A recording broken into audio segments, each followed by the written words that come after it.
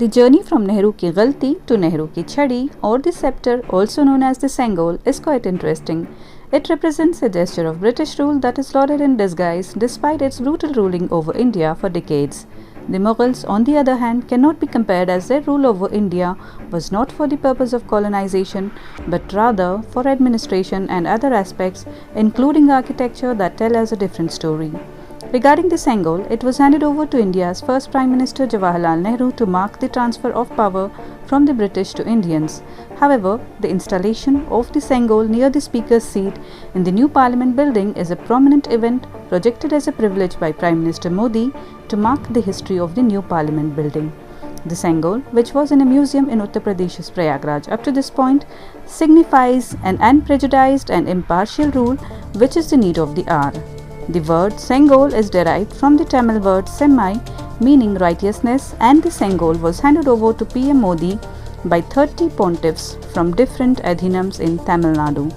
The Sengol, which was placed next to the chair of the Lok Sabha, is also a brand new concept introduced in the new Parliament building, which makes no sense to many Indians.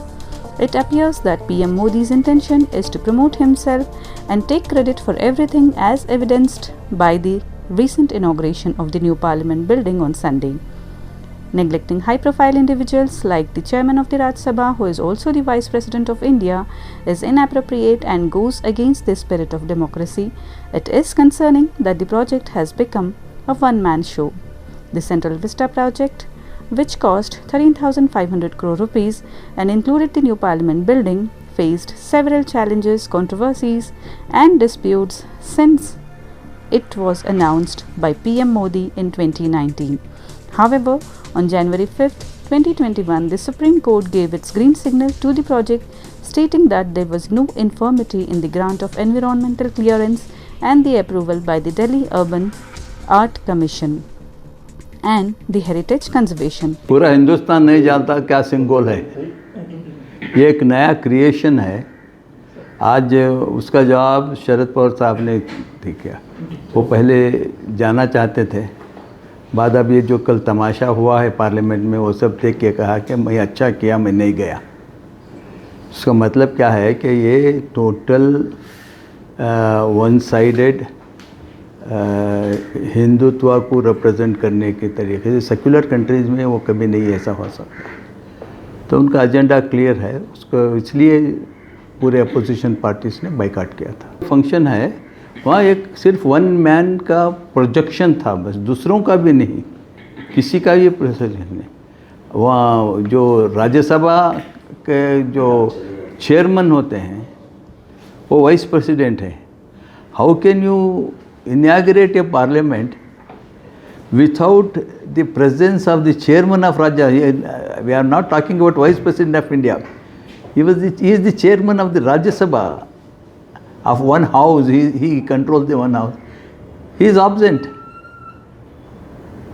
So that means the Prime Minister would not want to take credit entirely for himself, and he wanted his projection.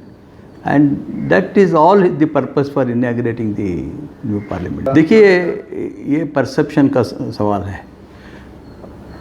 England में 400 साल से वही Westminster building वही है, और वहाँ इसकी significance होती है पार्लियामेंट की। यहाँ के उसको इंग्लैंड में जो मदर ऑफ पार्लियामेंट कहते हैं, वहाँ पर कोई भी एक बेंच भी वहाँ चेंज नहीं किया जाता, because it is a symbol of heritage. अब उसे पार्लियामेंट में एक हेरिटेज कमेटी ही है। वो अगर पार्लियामेंट में कुछ भी रिपेयर करना है तो वो हेरिटेज कमेटी के परमिशन के बगैर कोई नहीं रिपोर्ट कर सकता। वो स्टैट्यूटरी बॉडी है। अब उसको सब इग्नोर करके उसका परमिशन नहीं है बगैर, यानी कि it is not the work of the prime minister as far the parliament is concern. Prime minister कोई दखल ही नहीं पार्लियामेंट में। जो हमारा कॉन्स्टिट्यूशन है, legislature is totally independent from the government. तो हर चीज़ वायलेट हो रही है, ये भी वायलेट हो रहा है। साथ साथियों, दुनिया के सबसे बड़े लोकतंत्र को यह नई संसद एक नई ऊर्जा और नई मजबूती प्रदान करेगी।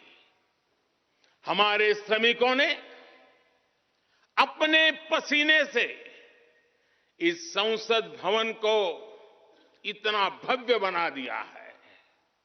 अब हम सभी सांसदों का दायित्व है कि इसे अपने समर्पण से और ज्यादा दिव्य बनाएंगे।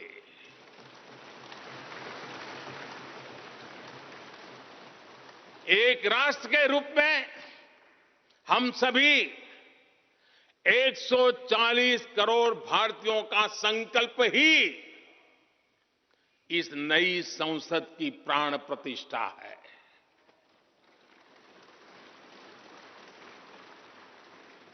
यहां होने वाला हर निर्णय आने वाली सदियों को सजाने संवारने वाला है।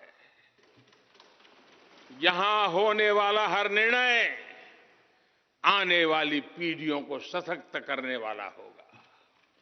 यहां होने वाला हर निर्णय भारत के उज्जवल भविष्य का आधार बनेगा। गरीब, दलित, पिछड़ा, आदिवासी, दिव्यांग, समाज के हर वंचित परिवार के सशक्तिकरण का, वंचितों को वरीयता का रास्ता यहीं से गुजरता है।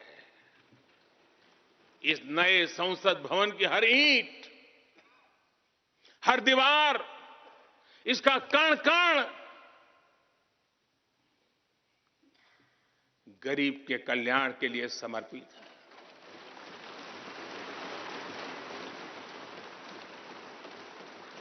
अगले 25 वर्षों में संसद के इस नए भवन में बनने वाले नए कानून भारत को विकसित भारत बनाएंगे। इस संसद में बनने वाले कानून भारत को गरीबी से बाहर निकालने में मदद करेंगे। इस संसद में बनने वाले कानून देश के युवाओं के लिए, महिलाओं के लिए नए अवसरों का निर्माण करेंगे। मुझे विश्वास है संसद का यह नया भवन नए भारत के सृजन का आधार बनेगा। एक समृद्ध, सशक्त और विकसित भारत नीति, न्याय, सत्य, मर्यादा और कर्तव्य पथ पर और सशक्त होकर चलने वाला भारत